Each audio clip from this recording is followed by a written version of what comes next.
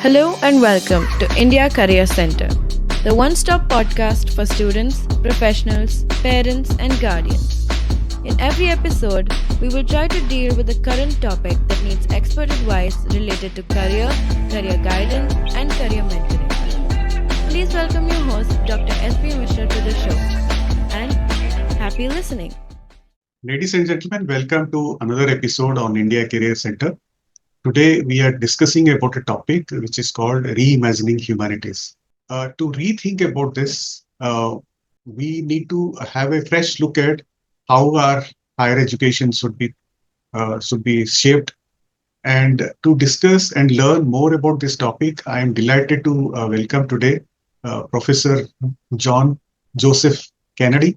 And I got to know about Professor Kennedy actually through many of his articles which he writes in leading newspapers about this topic.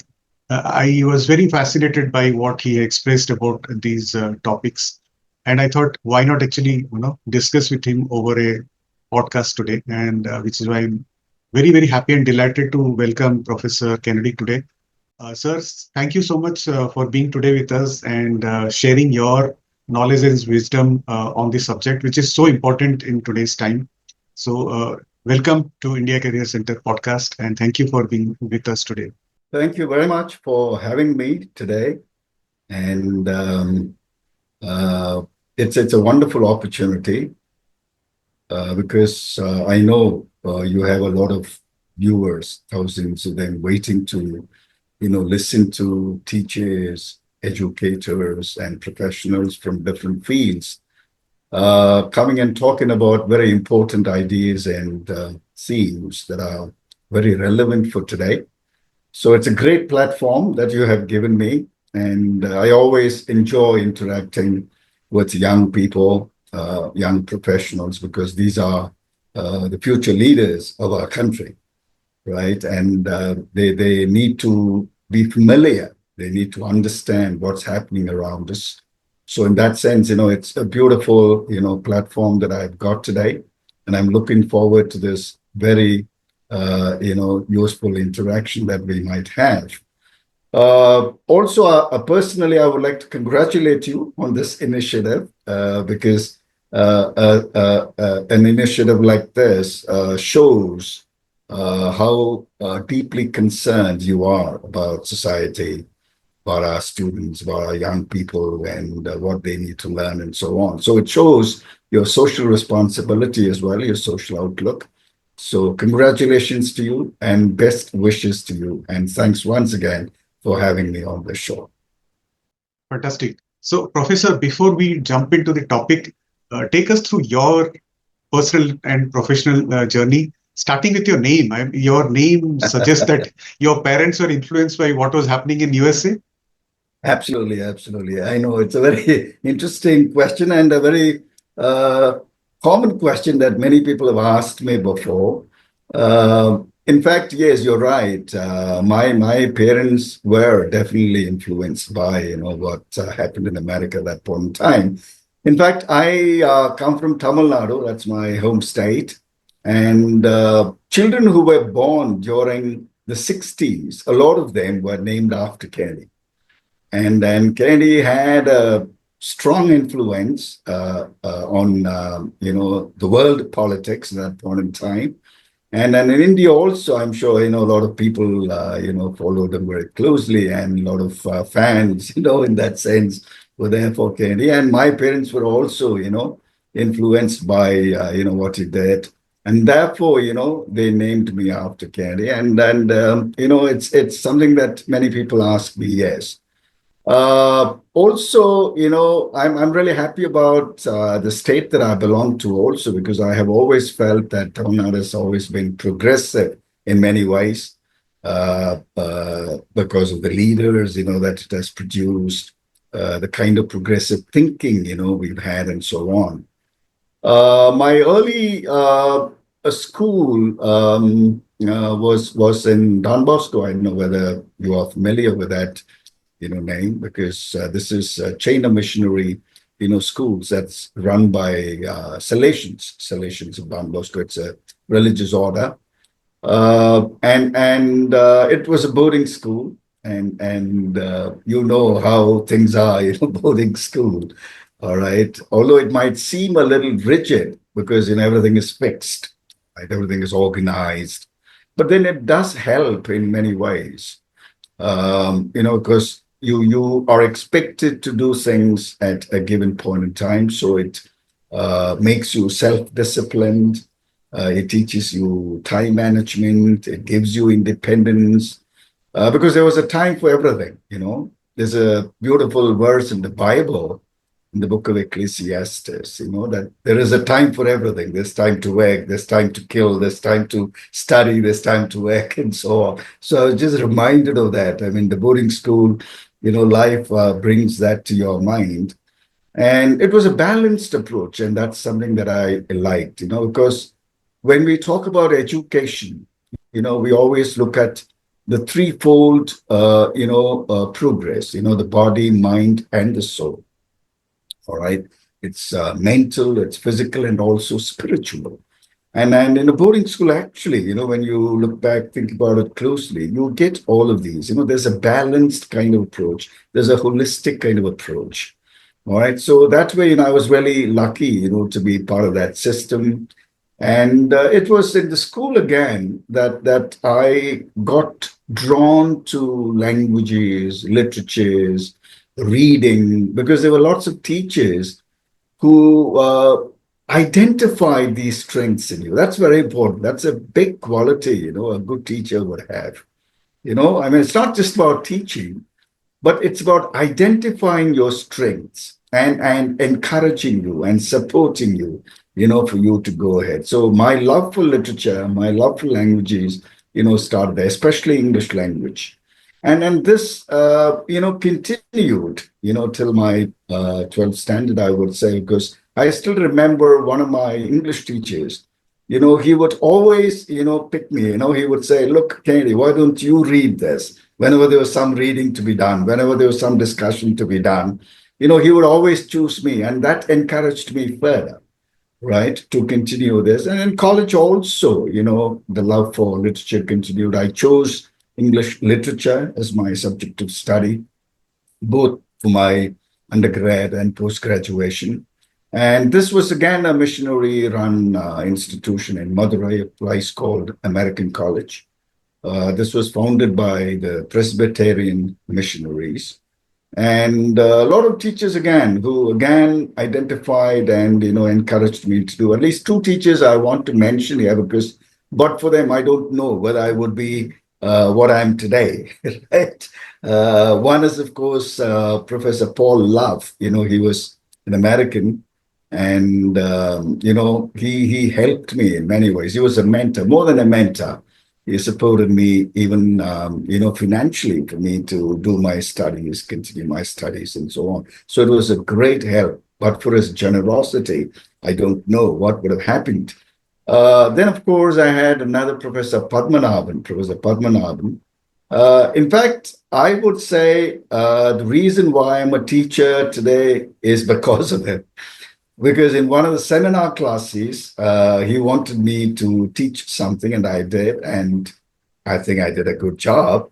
So instead of simply saying, well done, you did a good job, he, told me specifically, Kennedy, I think you will make a very good teacher. So why don't you consider that as a serious career option?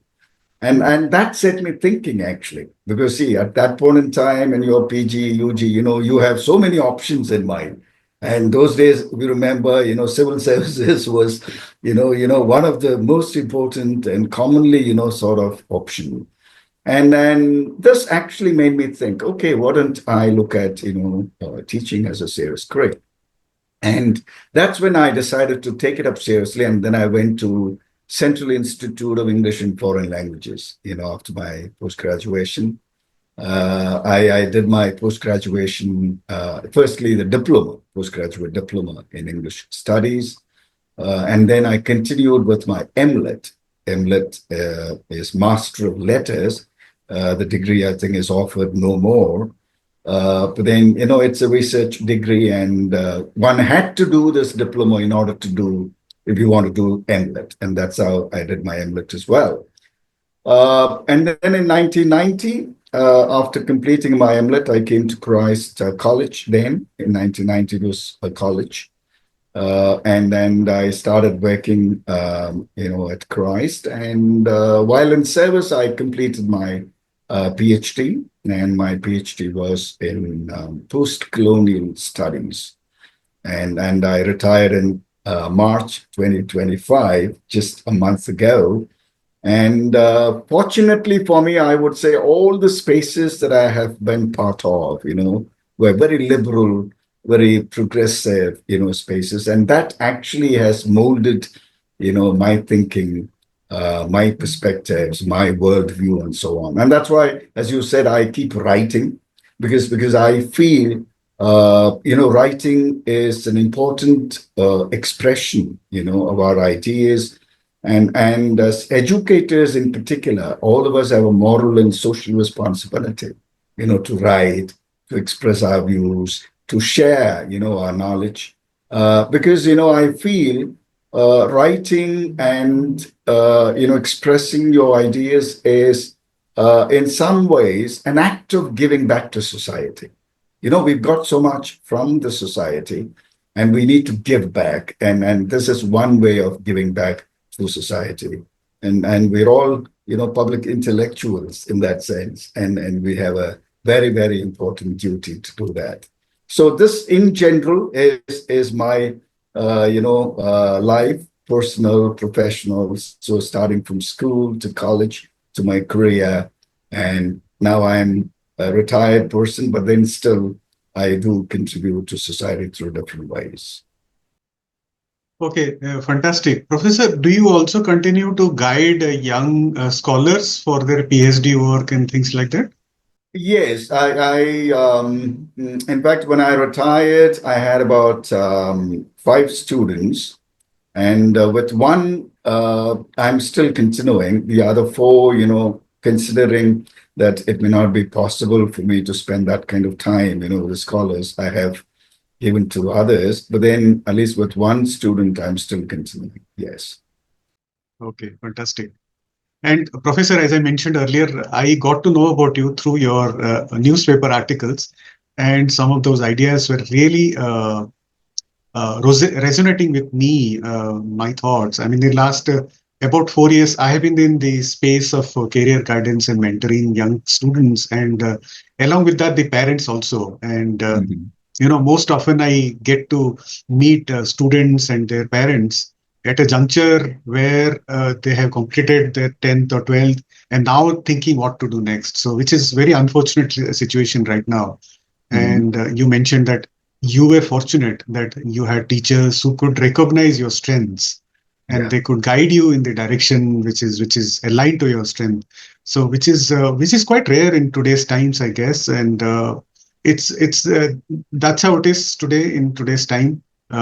There seems to be a lot of glitter around what is happening in the field of work, and naturally the parents are getting attracted and also probably influencing their children in those directions. So in the way, I think the humanities, which is the core of our existence, is it getting sidelined because people are looking at it from a very narrow lens of employability rather than a larger thing about life itself? Absolutely. You're absolutely right. And it's a very sad, state of affairs. I mean, for me, especially because I belong to the discipline. And this kind of a marginalization of humanities, I would say, is not just because of the job-driven education landscape that we have today. It's not just about employability. I think it also indicates a kind of ideological shift, that we have made as a society.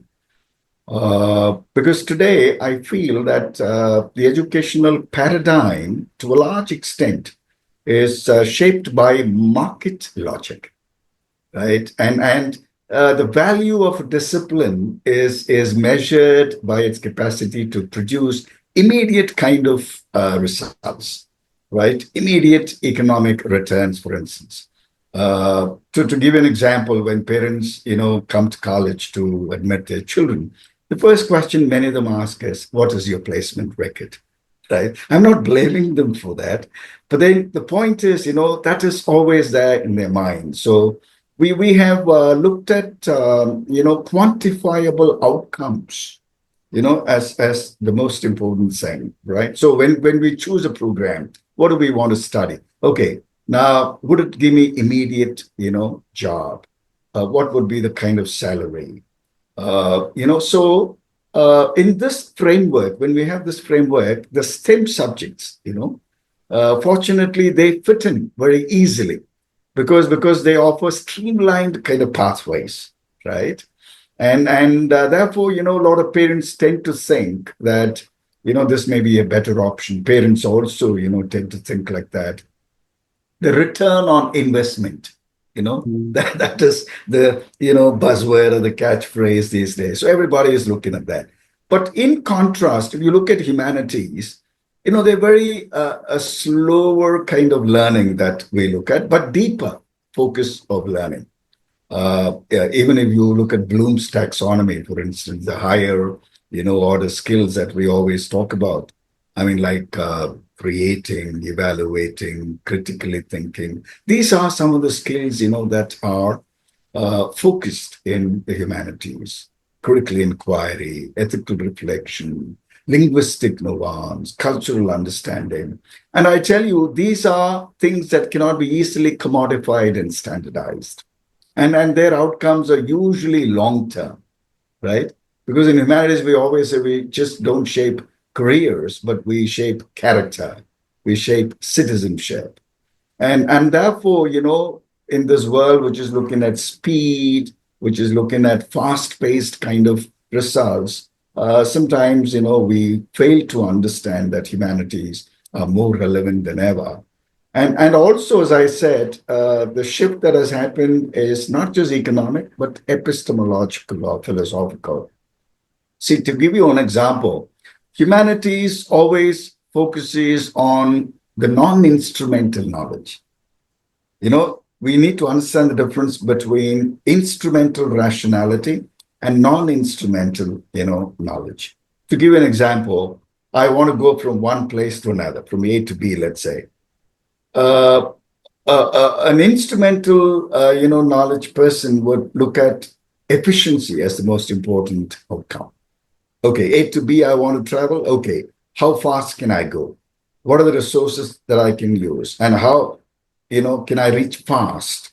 Right? Efficiency is very important. Whereas the non-instrumental knowledge person would say, well, it doesn't matter even if it takes a little longer, even if it's a little, a roundabout way. Am I going to enjoy the journey? Mm. Right? It's not just about getting there, but how do you get there? That's very important. So this is basically the difference between instrumental rationality and non-instrumental knowledge. And humanities, let me tell you, largely revolves around this non-instrumental knowledge because we ask questions, why? Not just about how, right? But why? How does it benefit? Why does it happen this way and not the other way, and so on? So these are some of the reasons. And unfortunately, because of all these, we have begun to overemphasize, as you said rightly in the beginning itself, we are, increasingly privileging data over wisdom, right? As a society, efficiency over meaning, and specialization over holistic understanding. It's very sad.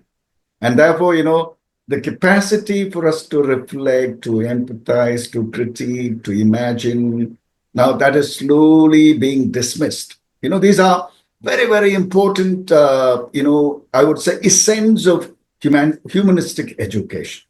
But today they're all being dismissed as soft, very subjective, and even obsolete, right? So my appeal to all the viewers and all the parents who are watching this is to kind of reflect and ask themselves what kind of a society we are choosing to build, and what kind of human beings are we preparing to become. because the stakes that we have today at this juncture are not just academic. For me, more than academic, it's also civilizational, right? So it's a very, very important question that you asked. And I really would want everybody to deeply reflect on this, because this would depend on the kind of society that we're going to have in the future. Professor, so true. In fact, if you look at some of the big tech players, technology organizations, and so on and so forth, they spend millions of rupees to retrain their high value technical people on soft skills Yeah, to further improve their true. place in the organization, and probably eventually lead the organization into different levels. So which is what I think as parents somehow people tend to miss this. So Yes. what are the different things which can be done to change this narrative? I'm sure it can be possible, though it is difficult, but what are the few things which can be done to change this narrative? Well, a lot of things we can do. See, one thing is that we need to understand what is happening around us, right? In fact, many of us, I would say, have this herd mentality. So because somebody does, we also, need to do that, which means, we're not aware of what's happening around. In fact, even the Future of Jobs report by the World Economic Forum, which talks about how thousands of jobs are going to go obsolete in some time, they also talk about how new jobs are going to be created, right? And these new jobs that are going to come about, let me tell you, they are the kind of jobs which would require certain skills which humanities readily offers. The ones that I talked about, critical thinking and so on, resilience, adaptability. And these are things that machines can't do, right? So that awareness itself is lacking. And therefore, what I would say is, how do we change this narrative? One, of course, is colleges, schools, educational institutions. Uh, I mean, they need to take up this initiative first. All right, they need to articulate very clearly, help parents and students to understand that this is what is required. What the World Economic Forum, for instance, talks about. Right, many of us don't even read these reports. Unfortunately, even educators, lots of them don't know, right, what these reports talk about. So that's one thing that we need to do. And we also need to show them data, data as in what is available today. So, because lots of studies have been done, and, it shows very clearly that, people who are doing humanities, they are doing exceedingly well. And as you rightly pointed out, these tech companies, they spend lots of money today to, inculcate these skills in their employees, the soft skills, because they know that they are important, right? And then you look at those people who are in, high places and so on, right? Leaders, many of them, in fact, have humanities, degree as a background. I can give you examples. Even Barack Obama, for instance, he openly admitted that his political science, background, for instance, and understanding of history, helped him so much to, do well in public life. Or Oprah Winfrey, right? I mean, communication specialist. There are lots of them. In fact, there's a survey which says that 60% of American CEOs hold a humanities and social sciences degree. And almost about one third of Fortune 500 CEOs are humanities graduates, because they require insight into human behavior, right? Ethics and meaning. And because you're going to lead. See, there's a huge difference between a manager and a leader, right? And therefore, we need all these skills. So we need to, shift the focus and talk to parents, talk to students about the possibilities, the numerous possibilities that are, available to us. And one thing, of course, when we talk about success, we also need to go beyond the salary part, All right. As I said earlier, humanities, may not give you immediate or swift kind of returns, but definitely, they will give you a return at some point in time. And also, we need to talk about the value, that humanities offers. It's not just about money. For instance, if you go back in history, Renaissance humanism we have, in Europe, which was between 14th and 16th centuries, when the emphasis on the human potential and creativity, kind of was given a lot of importance. And then the Enlightenment era, again, we talked about reason, liberty, and the dignity of the individuals. We have philosophers like Rousseau, Locke, and Voltaire, who spoke so much about history, literature, philosophy, and so on, and the importance of all these. And you take our own Indian freedom struggle, no? I mean, humanities played a very powerful force, whether it was Gandhi or, Tagore, or whether it's religious scriptures like the Gita, the Bible. I mean, you have so much of literature, so much of humanities in that. Because, even leaders like Nehru, even leaders like Ambedkar, right? And they drew both, from Western traditions and our own Indian traditions to look at a beautiful vision for India, a secular, a democratic, India, and so on.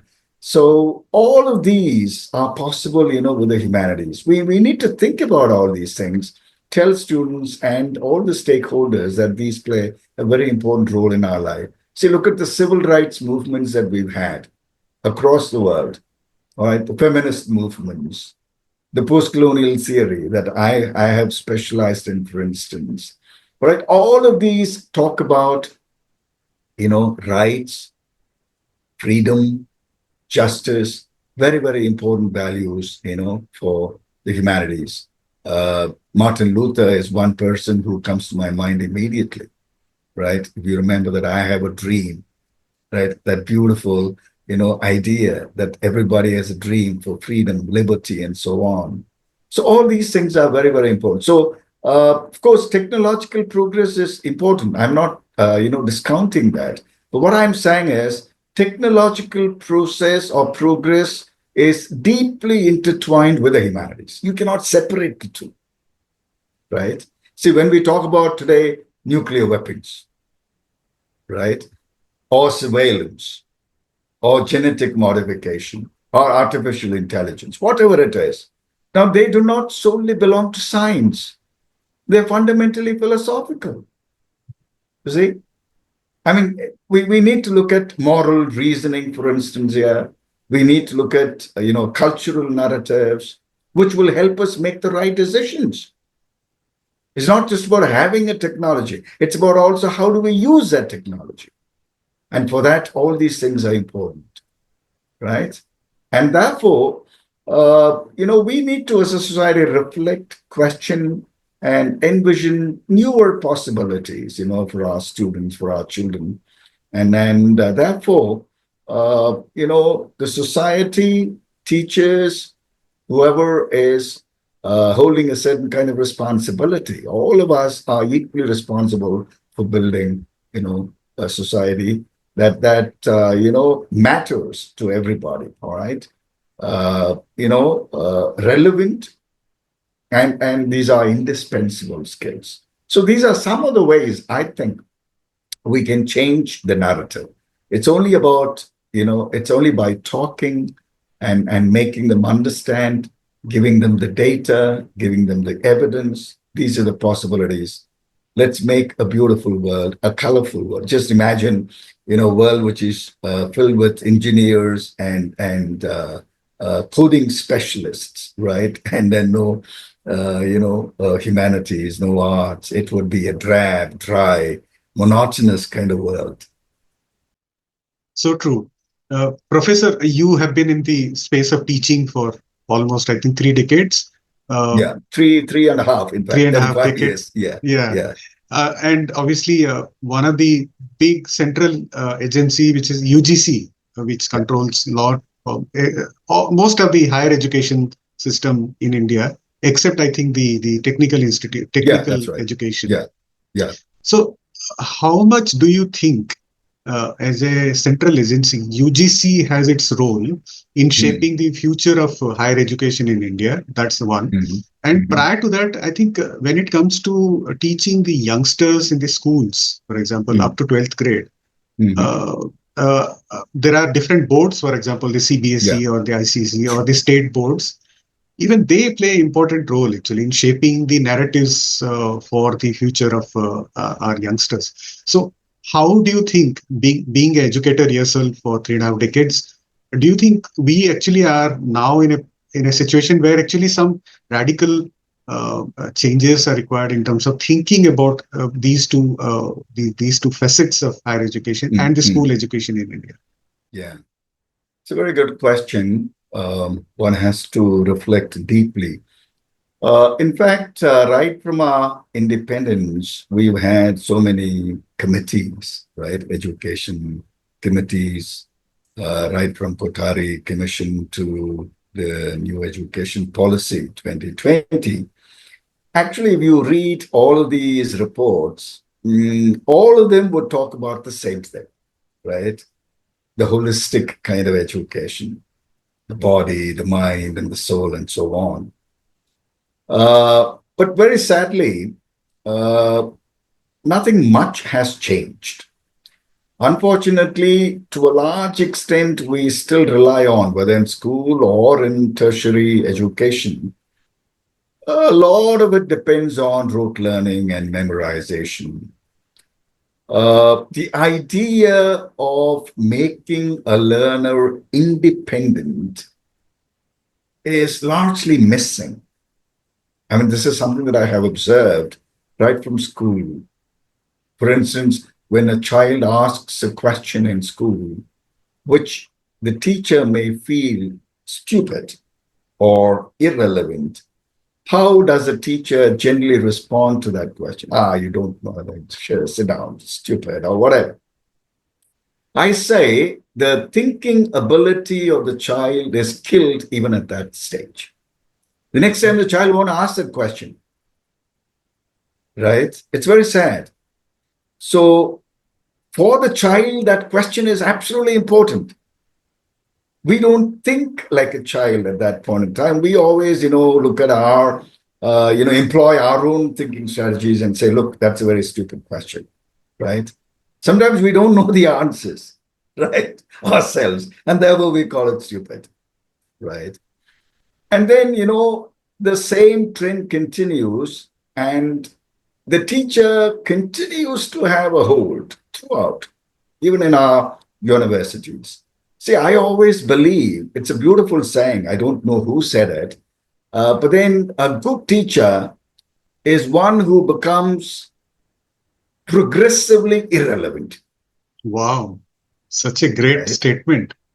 Absolutely. I love it. I mean, you should become irrelevant slowly. And that's how you develop, a student. That's how you make the person independent.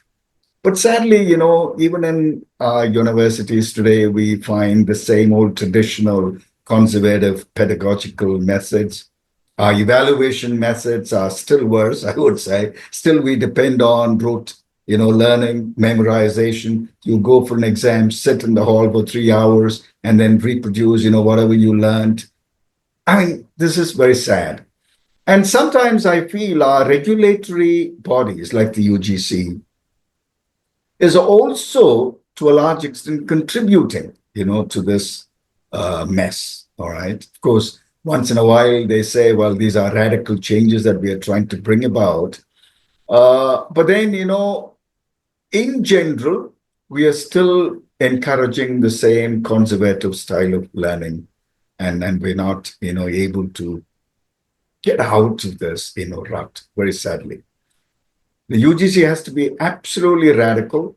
It's not just about giving guidelines, it's about monitoring, it's about enforcing that these things happen, right? New education policy has a lot of good things, definitely, but a lot of things that I'm also not agreeable to in certain, areas. But of course, any policy document perhaps will have, good and bad, so we need to understand that. But then, the regulatory bodies, I feel, will have to play a big, big role. But more than the regulatory bodies, I would say institutions which are autonomous in nature because they have a lot of freedom and they can, bring about lots of changes. And that's why I feel today private universities have a lot of scope for this. They can really bring about changes. And there are some of them, who are really doing it. They don't strictly go by, what regulatory bodies say. They go beyond that. All right. They introduce newer ways of testing, teaching, and so on. I think a lot of it in that sense would depend on individual institutions instead of relying on government agencies. I think teachers and institutions will have to come up and come forward to do this.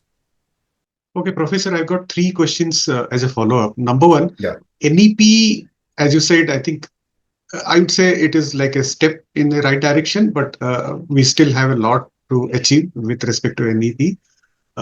My bigger worry is that NEP, though it has got some fantastic ideas, I think the implementation is still a big challenge. On the ground, I think the implementation is still far away, even 5 years down the line. Secondly, when it comes to UGC's own frameworks, I mean, I recently read one article by another professor from Punjab University, I think Shali Walia, a few days back. And he was actually quite critical that UGC's policies are actually quite stringent. Even they don't allow too much of autonomy to other autonomous colleges or universities. So I don't know what is truth in that. Yes, he's right. He's right. Yeah. To a large extent, see, that's why regulatory bodies can give guidelines, broad guidelines, and give freedom to institutions to implement it the way they want, the way it's suitable. You see, that's why personally, I'm also not very comfortable with the idea of centralized kind of understanding of education. See, for instance, what is required in rural Karnataka is something that people in the UGC won't understand, right? So that is why you give broad guidelines, let the states implement the way they want, depending on the requirements. Because I always believe very strongly, quality is contextual. Now, I cannot compare, a university here even in Bangalore, I would say, a cosmopolitan city, to Harvard University. That would be ridiculous because the requirements of Harvard are different from the requirements of Bangalore. So quality is contextual. So that's why education even today is in the concurrent list. So the states also will have to be given a lot of importance. Their feelings, their thinking, their ideas are very, very crucial. Otherwise, somebody sitting in Delhi and dictating terms, we won't be able to achieve, the results. See, that's why I told you that I'm really happy that I belong to a state like Tamil Nadu. I told you today, Tamil Nadu has achieved the gross enrollment ratio much, much before what the nation, had, I think in NEP, they talk about 50% in 2035, if I remember right. And in Tamil Nadu, the gross enrollment ratio has already crossed 50. And one of the reasons why they were able to achieve this is because of this. Because education is something that the state took it up very seriously and they know, what is required. So that's why I'm saying UGC can give some broad guidelines, but then give a lot of autonomy, a lot of freedom for states to implement and achieve the goals. They cannot, come interfere in every, aspect of it and trying to centralize. See, this idea of centralization is something that, as a humanities person, again, I'm really not comfortable with. We need to learn to let go of things, right? Not always hold on to things, right? Even for leaders, I always feel, good leader is somebody who lets go of things, right? Gives independence to people and so on. That's how we, groom leaders. That's how we move leaders. UGC also has to learn a lot in that sense. Yeah. So, Professor, the follow-up third question was about that only. Do you think India actually needs a Indian education services, something like the Indian administrative services, where educators are actually there to handle the affairs of education rather than giving the administrative babus the rights to decide the fate of the education in India. And the fourth thing is that you rightly said that the local requirement of a rural Karnataka or a Bangalore has to be given autonomy because that location is actually trying to cater to that particular locality's requirement in terms of the industry and so on and so forth. So if we don't give autonomy, then we are producing probably robots which will only fit Absolutely. into somewhere which is decided by the UGC people at UGC. So what do you think? Absolutely. Yeah, you're right. You're right. You're absolutely right. The local requirements are very important. In fact, when NAC comes for inspection, one of the things when they talk about curriculum is, they ask you whether you also look at national, regional, local, global requirements and so on. So in some sense, that understanding is there, right? That local needs have to be given importance. But then when it comes to practice, unfortunately, they don't do it very seriously, I think. So that's very, very important. So local requirements, local needs, these are things only the local agencies will be able to understand. Local colleges, local offices, local teachers, and so on, local institutes. So let's give that freedom. And to your first question about having an educational kind of service, like the Indian Administrative Service, it's a good idea. And I think, we need to have, because unfortunately, what is happening now is administrative officers who probably are not very familiar with how education works, how universities ought to function, because they come from a different background, and therefore they're not able to understand what, for instance, academic autonomy means. See, for a teacher, academic autonomy is central. The way I teach, the way I want to teach, the pedagogy that I want to use, the kind of resources that I want to use, that's absolutely my prerogative. If somebody is going to tell you, look, this is the way to teach, this is the only way to teach, then the teacher ceases to exist. Teaching is an art. It's a very complex art. It's a very difficult art. And let's give that autonomy to teachers. Administrative officers may not understand this. An IAS officer, for instance, he or she may be good at administrative matters, but not academic matters. So we need to clearly distinguish between administration and academics. That's why I'm also not comfortable with the idea of IAS officers becoming vice chancellors.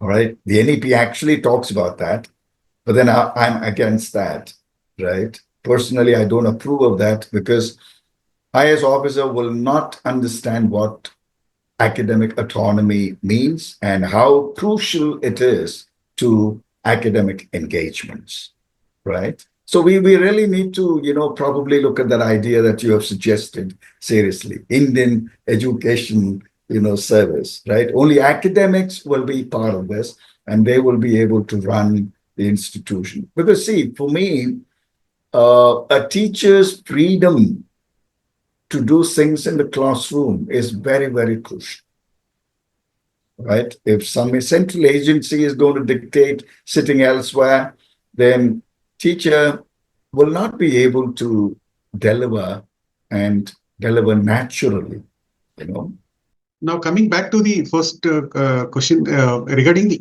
NEP implementation. I mean, it came in 2020. We are in 2025 already, mid of 2025. Yeah. As a teacher, as a person who has seen this implementation, do you think we have progressed much in the implementation part of it? I think it varies, the kind of implementation that has happened in some states which are fundamentally opposed, to NEP. We have seen very little progress. For instance, even in Karnataka, when the BJP government was in power, it was implemented. In fact, Karnataka was the first state to implement it. But then when the Congress government took over, it scrapped it, and the state education policy is in practice now. Tamil Nadu, for instance, is opposed to it for various reasons. So, to a large extent, I would say politics, that plays a very important role here. That is why I said right in the beginning, if the center, that is the union government, when it implements a certain kind of policy, especially national level education policies, they should take the states into confidence. It's very important because it is still in the concurrent list. States have a very important role to play. They understand things better. They know the requirements of the local, population and so on. So without consulting and giving a directive to states will not work. And that is what has happened today. And now the Supreme Court also recently very clearly told one of the petitioners who went to the court saying that Tamil Nadu, Kerala, and West Bengal, they haven't implemented NEP. They need to be told to implement NEP. And the court said, no, we cannot do it, right? Because that is left to the states again. So what I'm trying to tell you is, that the union will have to take into account the states' interests, preferences, because the job of the central government is to facilitate learning and what the states want to, implement, what they want to learn.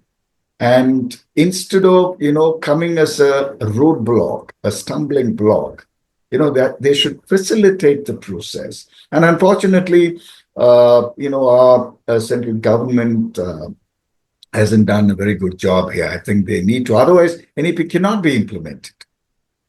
Because see, unless I am comfortable with what you're asking me to do, how am I going to do it? So create that confidence, build that trust in the states. That's how I would put that. Okay, another thing which I had not thought about asking you earlier, UGC has recently allowed some of the foreign universities to set up their centers, campuses in India. Do you think it is a good idea? I mean, we have got thousands of universities already, thousands of colleges in India. Bringing a foreign university to open a campus in India, will it really help us? Well, it's a mixed kind of opinion that I have on this because on the one hand, we are still colonized. I mean, since I'm a post-colonial, specialist, I always feel that, we still have not decolonized our mind, right? As a society, we still look up to the West, for everything. Whether it is, art, whether it's literature, whether it's cinema, whatever. I mean, if you get an Oscar, well, that's the greatest thing that you can have. If you get a Pulitzer Prize, a Nobel Prize, yes. I mean, so we are still deeply, colonized. Even our theories, for instance, even today, a lot of them are Eurocentric. Right, we don't have our own indigenous, theories, and even if we do, we don't really bother much about them. So some of the students, some of the parents still think, that a foreign degree, is more valuable, and I wouldn't blame them because educators also, if you look at some of the universities which are calling themselves liberal universities and so on. If you look at the faculty, they have a lot of people, who are foreign educated, all right, foreign universities and so on. And the understanding is that, they are better, than the others who are educated in Indian universities. These are some misconceptions that we have. So parents also have that kind of a thing, and students also believe that going abroad, maybe an American degree, a Harvard or a Stanford or a Yale University degree will fetch them a better position and so on. The central government is doing it because they also, in some sense, think that foreign universities are doing a better job, and they think that when they come here, our Indian universities will have to compete with them. and therefore perhaps the quality, of our Indian universities would improve. But then I have a big question there, because see, our Indian universities are unable to do well, not because we don't have quality, but because we don't have the resources. I mean, how many public universities have the resources today? Have they filled in the number of faculty requirements? What is the kind of research capability that we have in our universities, public universities? What is the kind of GDP that we give for our education? Even today, we talk about 6%, but when have we done that? When are we going to do that? And you look at all these universities which are doing well, they have a much bigger budgetary allowance, without spending money, without giving the required kind of infrastructural support. How do we expect our universities to compete with globally acclaimed universities?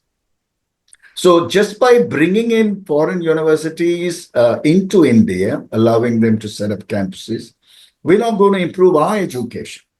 That is never going to happen.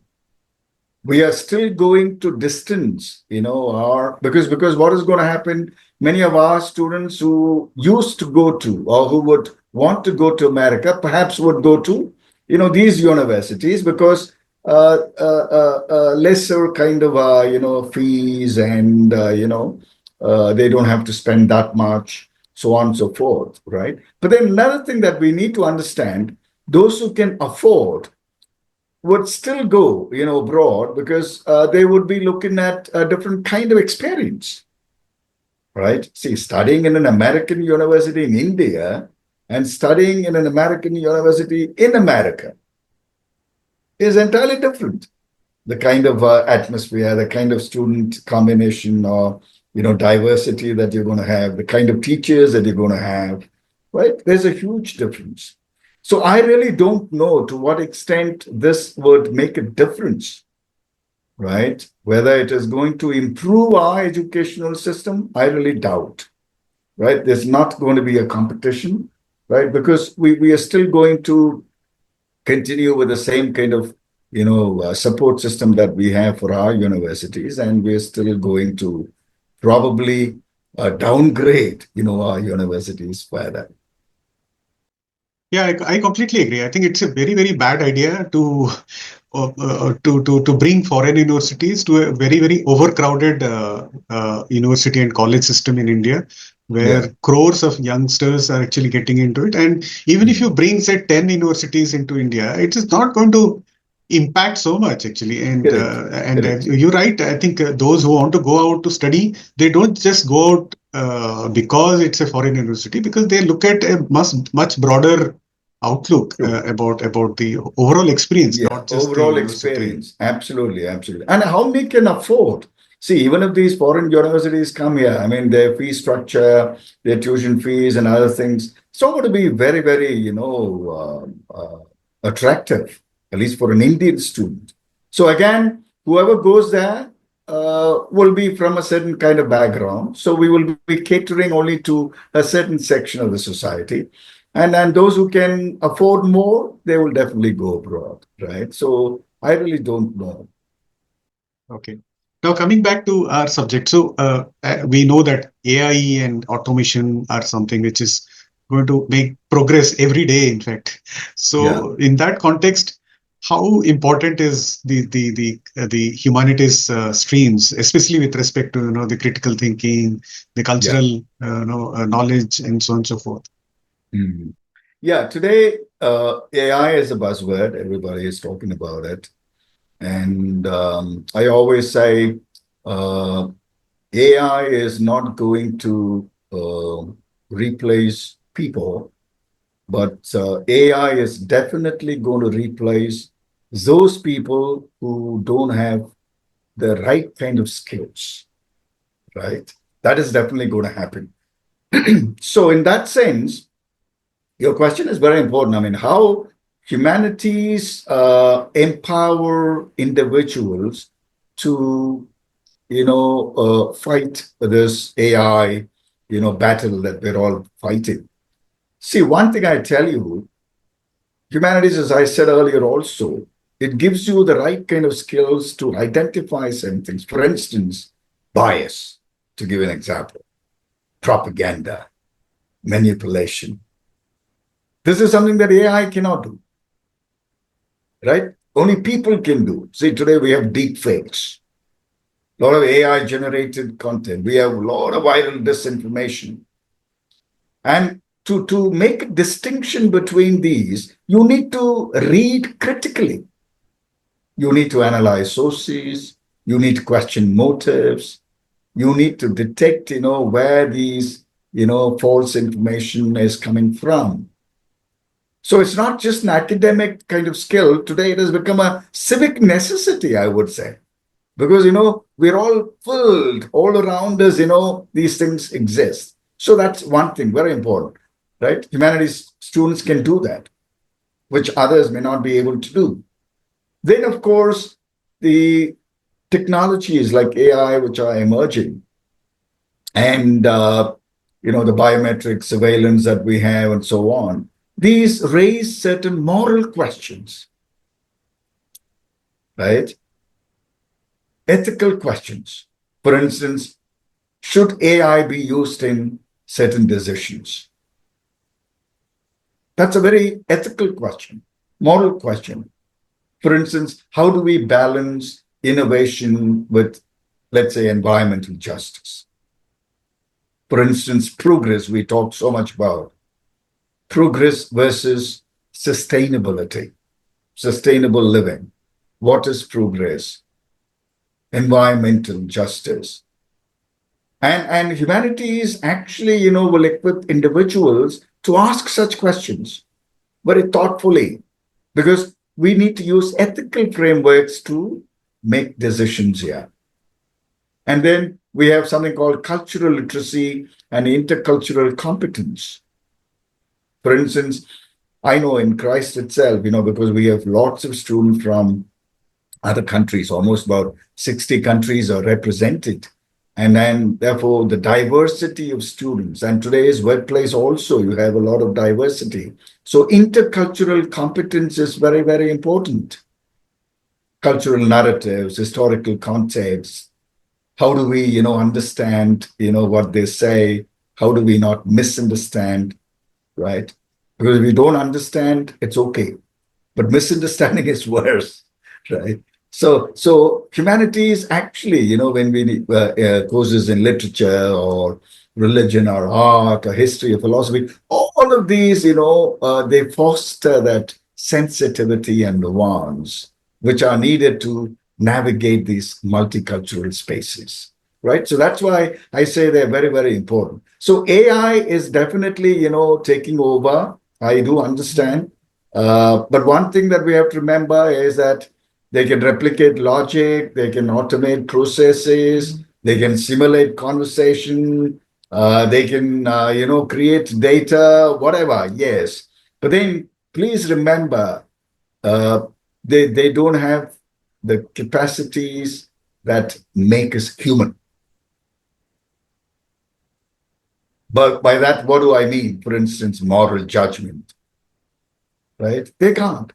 Historical awareness. No. Empathy. No. Contextual insight. No. These cannot be programmed because they must be cultivated. That's why I say humanities, they always teach things through others' eyes. For instance, history. They help us learn from past injustices. Philosophy, for instance, guides us in living well, with others. So in short, what I would say is humanities don't compete with AI. They complete what AI cannot do. Right? We're not competing. We're not competing with AI. We are completing what AI cannot do. That is something that we need to understand. And that's the biggest thing, biggest contribution, I would say, from the humanities. Fantastic. That's well said. And you earlier mentioned about the World Economic Forum's Future of Jobs report, and there are millions of existing jobs will be lost and new jobs, billions of new jobs will be created. So, do you think, as young listener or their parents who are probably listening to this or watching us, Hmm. for them, is it a good idea to think or presume that a student from the humanities has probably a better chance of doing well in the future? Yeah, I mean, I think this is something that we discussed a little bit as well. See, uh, definitely the scenario is changing. Uh, the skills that are required that machines can't do are the skills that are going to fetch you jobs, right? That's plain, that's clear. And these are skills that humanities students are more likely to have because humanities as a discipline itself revolves around these skills. I'm not saying the other students may not have, and that's a wrong, claim if I have to make that claim. But then I'm saying humanities students are more likely to, have these skills because for humanities, these are central aspects. And that is why I say we need to convince parents, we need to convince students, we need to show them the data. We need to make them understand. Highlight the role models that the society always looks up to. See, for instance, today a lot of them talk about Satya Nadella, Microsoft CEO, and then he credits, in fact, his humanities background for his empathetic leadership, right? So we need to, take up that task and then help students understand the kind of opportunities that are available and then convincing parents because parents, unfortunately or fortunately, I don't know, in India at least, parents still play a major role in deciding children's career, right?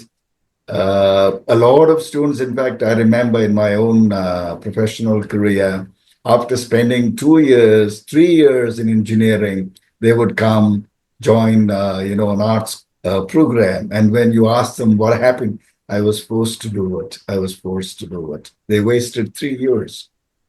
You say, lot of them. So my request to our parents also as a society is this: find out what our children are interested in. That's one thing. Give them that freedom, give them that independence. In fact, it's not like those days. Let me tell you, in our time, the opportunities were very limited.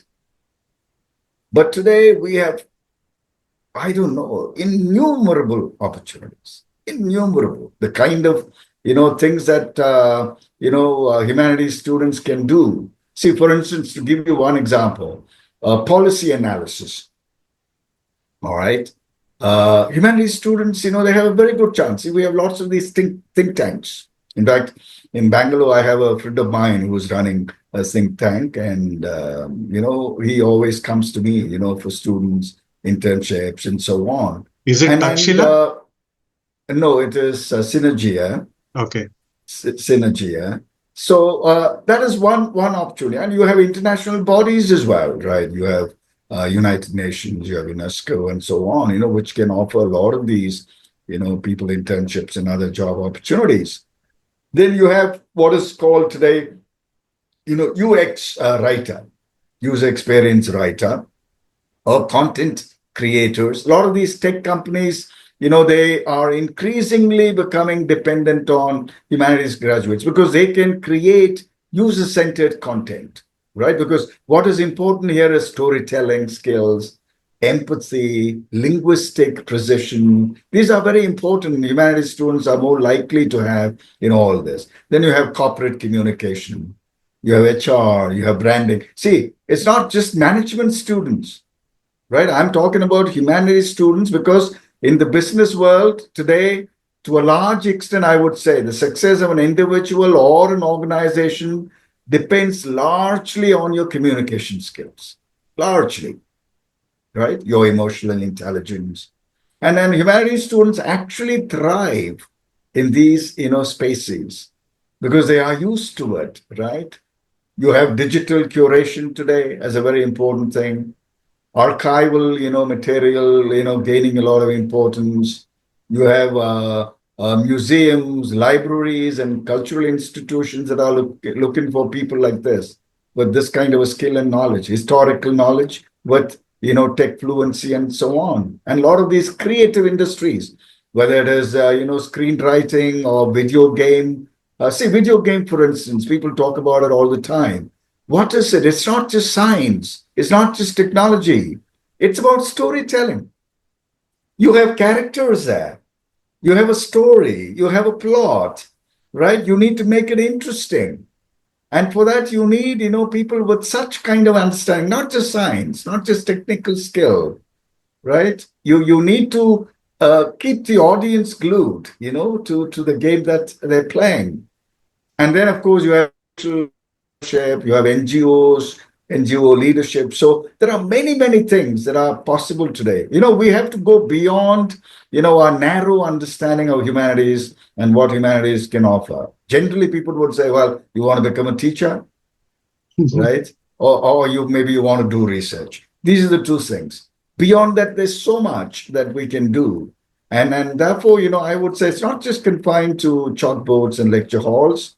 In fact, humanities, I would say today, are thriving in boardrooms, in digital labs, and studios, and they are there everywhere, and places where meanings are made, places where critical thinking, is very common, and where human insight is very, very indispensable. So that's the kind of scope that we have for humanities. Fantastic. No, I think you actually summed it up very well. Now, before we end this conversation, I would want you to give some suggestion to our currently studying engineers and technical people. They should not feel disheartened. They can continue to also practice being human through few tips which you can share, which can help them to remain glued to humanities in different ways. So, can you think about some few ideas which can help them to also remain connected with humanities? Yeah, that's very interesting. I'm reminded of, since you asked this question, the UGC actually came up with this idea some time ago that all science students will have to take up at least one or two courses in the humanities. I really felt very happy. I thought, that was a very good thing. Instead of just knowing how to make bombs, you also learn how to love people, how to understand people, right? That's very, very important. In fact, what science students must understand is that they're living in a society, right? That's fundamental. We don't journey life alone, right? We are in a society. We have to interact with people. We have to understand people. Coexistence is very, very important. There's a world which is beyond, our understanding, the normal scientific kind of understanding, right? So that's one recognition fundamentally that all of us must have, science students also. And I would strongly recommend, therefore, that science students look at interdisciplinary, subjects as their courses of study. I mean, there are lots of these institutions, universities, which offer, certain courses. Maybe it's part of the curriculum. I don't know. In some cases, it may be. But in other institutions, they may offer them as extra, certificate courses and so on. In fact, in Christ, we have that. We used to do that.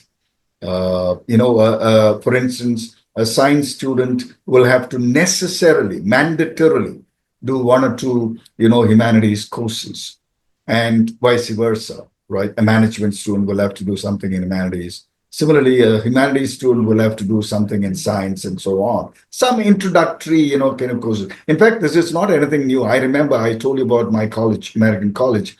This was when early or, mid 80s. Although I was a literature student, I did a course in photography. I did a course in electronics, right? And this was something that we practiced even then. So that helps, us to have an interdisciplinary understanding, of the world that is around us. Because today I tell you, any kind of problem that we're facing, We cannot try and solve this problem only through a certain specific kind of understanding, a domain, understanding. For instance, poverty. Now, we cannot eradicate poverty only through economics. You need to bring in sociology. You need to bring in culture. You need to bring in anthropology. You need to have economics. You need to have a holistic perspective. Otherwise, you will understand the problem only from one particular point of view. A long-lasting solution is not possible. So that is why today we talk so much about interdisciplinary understanding of the problems. And therefore, the solutions also have to be interdisciplinary. So our science students have to understand this. And therefore, wherever they get an opportunity, let them, spend some time, studying, humanities courses, for instance. A certain kind of, course in, let's say, empathy, right? Just to give you an example, that will help them make a program, which is easily, which easily connects with the human beings, right? I mean, it won't be science alone, but it will also involve the human elements, right? So one thing I would say, institutions also will have to come up with such things and make it necessary for our students. All right. A lot of institutions are doing it, which is a good thing. But then more and more institutions will have to look at this interdisciplinary approach to learning. And that is what is going to help us understand the world better and also contribute to the world better, because I strongly believe that all our solutions to all our problems are interdisciplinary in nature. Fantastic. I think, yeah, that's really well said and really well summed up for this conversation today. So, Professor, thank you so much for sharing all your insights. I know you have so much to share. I think we will have to do many more conversations to get your knowledge and wisdom, and which is so useful, so important actually for society in general. And through this conversation, I hope some of our viewers and listeners will be able to get a different perspective about the education and a life beyond education, which is holistic. So I really thank you for your contribution today. Thank you for your time today. Thank you. Thank you very much. One last thing, I mean, just to kind of conclude, what I strongly feel about humanities and why we should consider it seriously. Because today, the kind of polarization that we have, the kind of divisiveness, that we see in our society. Now, all of these will have to be addressed very, very, quickly before it gets out of hand. And therefore, in this context, I would say study of the humanities is not luxury, all right? It is an essential thing. It is a necessity, I would say, for our human survival and flourishing. Because humanities as a discipline, they just don't reflect society, but they shape the society's soul. I'm using the word very consciously, the soul, right? Because it teaches us how to live with a purpose, how we relate to each other, and imagine a very just and a meaningful future. This is very important. And this is what the humanities can do. And therefore, my appeal to everybody is that we consider this very seriously, and we contribute to making a beautiful world, a world that is worth living, a world that is going to help all of us live better. Thank you very much for this opportunity. It was wonderful interacting with you, SP. Thank you very much. Thank you, sir. I think you summed it up so nicely. Basically, you're saying we should look at a world which is more purposeful and holistic rather than just transactional. So that's very, very well said. Thank you so much. A transformative experience rather than a transactional experience. Yes, fantastic. You're right. Yeah. Thank you so much. Thank you. And have a good day. Thank you. You too. Thank you very much. Hope you enjoyed this episode. We sincerely wish you could take something from our conversation today and be able to apply it to your life in a positive way. We value your feedback. This can help us improve our future episodes. So share your thoughts to serve you better. If you want us to focus on a topic, which you think is of importance, let us know. We will share our expertise in future episodes. So, see you soon with a new topic and help you in your career journey.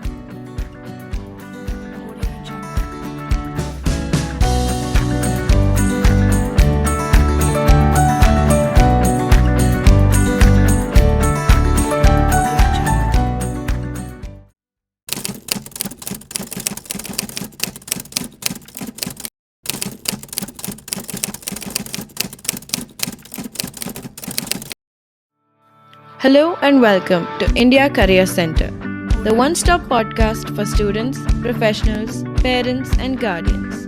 In every episode, we will try to deal with a current topic that needs expert advice related to career, career guidance and career mentoring. Please welcome your host, Dr. S.B. Mishra to the show and happy listening.